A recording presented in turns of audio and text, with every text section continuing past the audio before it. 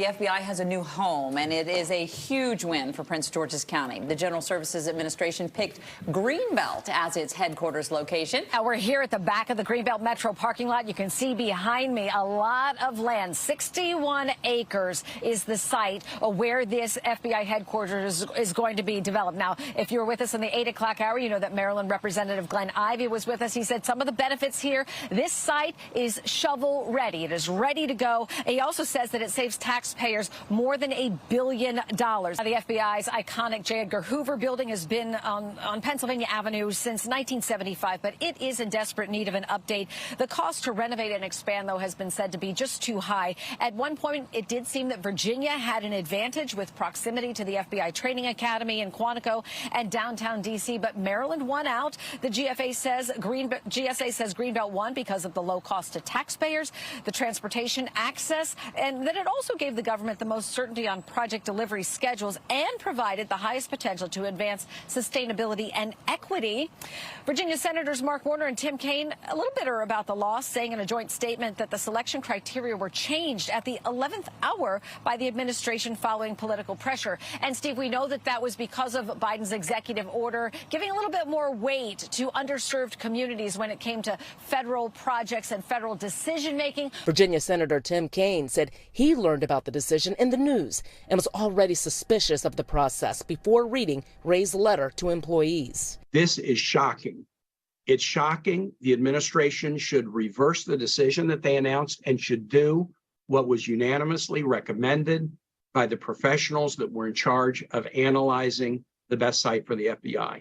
This is not over. He and other Virginia lawmakers said they plan to press the administration to address their concerns, and also said they're considering requesting an inspector general to investigate. We know that once this decision was made and confirmed by the GSA on Wednesday night, there was controversy over it. Virginia said that they were not happy about the decision. The own FBI director said he wasn't happy about this selection process, not necessarily about the fact that it's going to be in Greenbelt, but he was upset about the process. First with a letter from FBI Director Christopher Wray to his employees, saying that while he doesn't take issue with the decision of Greenbelt, unfortunately, we have concerns about fairness and transparency in the process and GSA's failure to adhere to its own site selection plan, to which County Executive Angela Alsobrooks responded, saying, he has long said that they needed a new headquarters, and guess what? A new one is coming. Ray's letter went on to say the three-member panel evaluating the sites chose Springfield,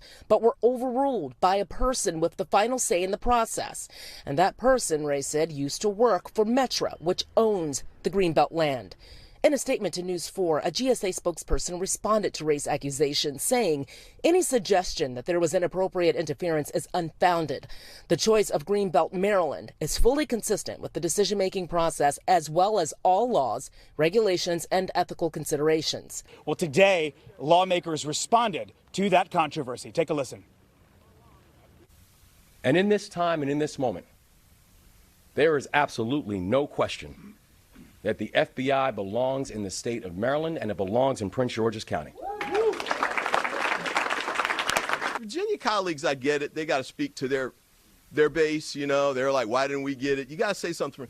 The FBI director's comments were particularly astonishing to me because I thought they were extra irresponsible because he's the guy who leads law enforcement in the United States. It is absolutely wrong of Director Chris Wray to impugn and question the character, the integrity, and the independence of the site selection administrator. The FBI will be in Greenbelt, Prince George's County, Maryland, and that is going to redound to the benefit of the men and women of the FBI. I am excited about the FBI headquarters coming to Greenbelt just because I'm like a big X-Files fan. Very smart. Very smart. Thank you, Mr. Speaker. The FBI wants a massive new complex for their Washington, D.C. area-based activities.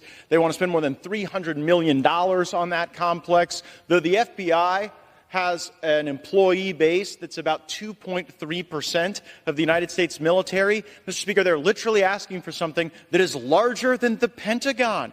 for the FBI. And so my amendment would disallow any planning, spending, distribution of funds for that purpose. I don't believe that the FBI deserves a massive new headquarters or Washington field office.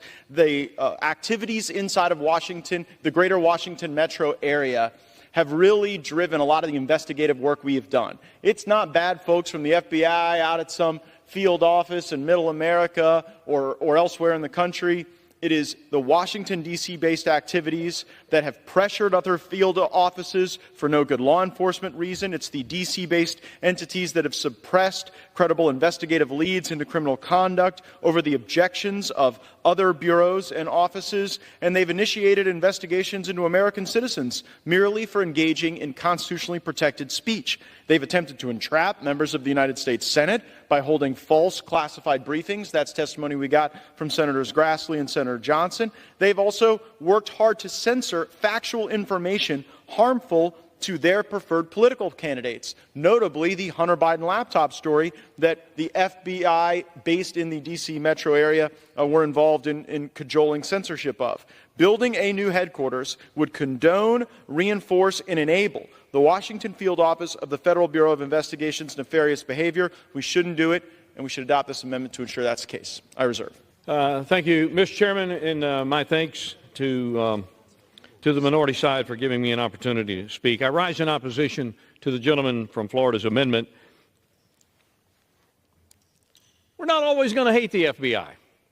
But what I do know is that when I toured the FBI headquarters, I saw it in a state of disrepair that is going to need the attention of the owners of that property, and that's us. The fact is the building is crumbling, and there's going to be a need to do something. What that something is, I'm not an expert on, but I think it would be wrong for us to be taking this action today, pursuant to this amendment, without having at least a hearing and an opportunity for the people responsible for the facilities, FBI, GSA, any other stakeholder, to be able to help us understand what the situation is today and what the needs are of tomorrow. Gentleman from Wisconsin reserves. Gentleman from Florida is recognized. Mr. Speaker, it is not my grave concern that the FBI's building is crumbling. It is my grave concern that the civil liberties of Americans are crumbling, and I wish we were more worried about that and less worried about whether or not we got new carpet and wallpaper at the FBI building. My colleague from Arkansas says that the FBI headquarters is in a state of disrepair. Mr. Speaker, it is the FBI itself that is in a state of disrepair. And so while my colleague from Arkansas may be right that we may not always hate the FBI, how about while we are most concerned about the things they are doing, we not go build them a new $300 million building? My colleague says there needs to be a hearing. Well, let me tell you about the hearing that mattered to me, and frankly, many of my Democrat colleagues who are also worried about civil liberties. The hearing where we learned that the FBI has conducted over 278,000 illegal queries on the FISA system. Or the hearing that said that the Inspector General found that 38 times an hour these people were violating FISA. The notion that we would stand here and defend them, frankly, is deeply disappointing, and I think those folks deserve to sit in the rat-infested J. Edgar Hoover building until they get their act straight with America's civil liberties. I reserve.